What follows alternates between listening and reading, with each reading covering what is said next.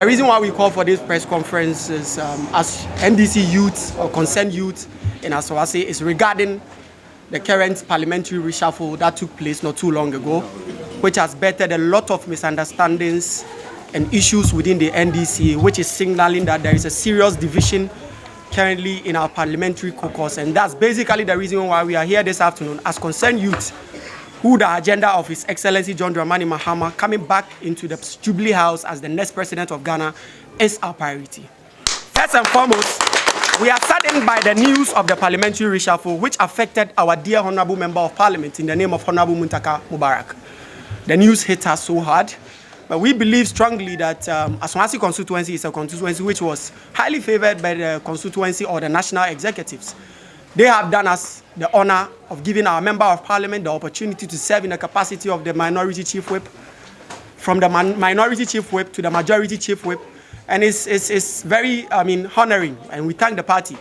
So therefore, if today the party has decided that based on the generational change and the current economic situations, they decide that other people deem fit to serve in the capacity in order to make the agenda of 2024 and seeing His Excellency John Dramani Mahama going back to Parliament as the President of Ghana, then I think as party people who our loyalty is not for any individual but for the collective interest of the party, then we have no authority or whatsoever to disagree with leadership.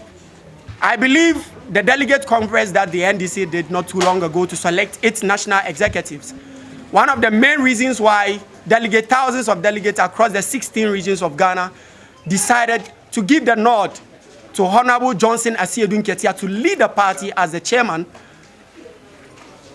the national secretary, who is Honorable Fifi Kweti, the national organizer, who is in the name of Honorable Joseph Yamin. They believe these are the crop of leaders with the right mentality that can lead a party back into power. So if today these leaders are making decisions that in their own understanding and ideas will help to make that agenda possible, then I don't see any reason why any loyal party person should worry over this issue. So we are here as youth who the progress and development of the NDC matters to us so much. And then we want to tell the party, its leadership, fanatics and followers to understand that at all times, the interests of the party should reign supreme than the interests of any individual or whosoever. Issue about tribal caste that is playing, people raising concerns about Nordness being replaced. We find it very sad when we see people making these arguments. It is neither here nor there. It is baseless because there were times in the NDC where Voltarians actually took over the leadership in Parliament. There were times where Fantis took over the leadership in Parliament. And if today the generation has changed to give opportunities to other regions to also lead Parliament, I don't see any reason why this should be a subject for discussion. At least even if the leadership is rotational, then we should accept that we've had our fair share and it's time for other regions to also have their share. Again, the religious caste. Muslims, we are proud. At least we've had dignified people like Honorable Muntaka Mubarak, himself our MP. We've had Honorable Haruna Idrisu in that leadership position. So if today they've been replaced by others, at least we can only be grateful to the party for not denying us the opportunity ever to hold that position. And we pray that our attitude and conduct in this difficult moment will show and help to portray our political maturity. We believe that certain conduct that is going on is bad for us as Muslims and those who think the tribal caste will work.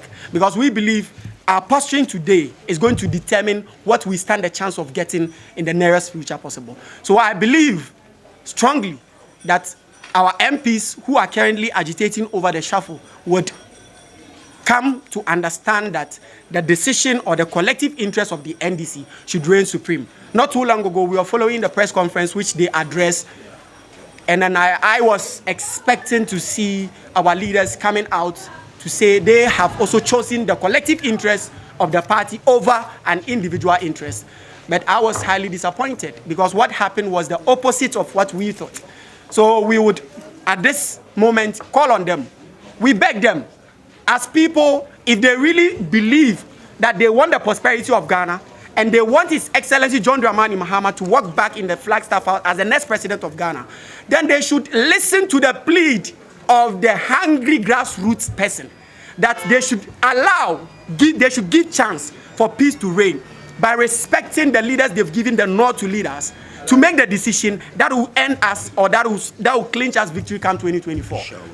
We don't want to prolong the statement. All what we are saying is our MPs, we beg them, Honorable Haruna Idrisu, Honorable Muntaka Mubarak, and any other person who is affected by the reshuffle.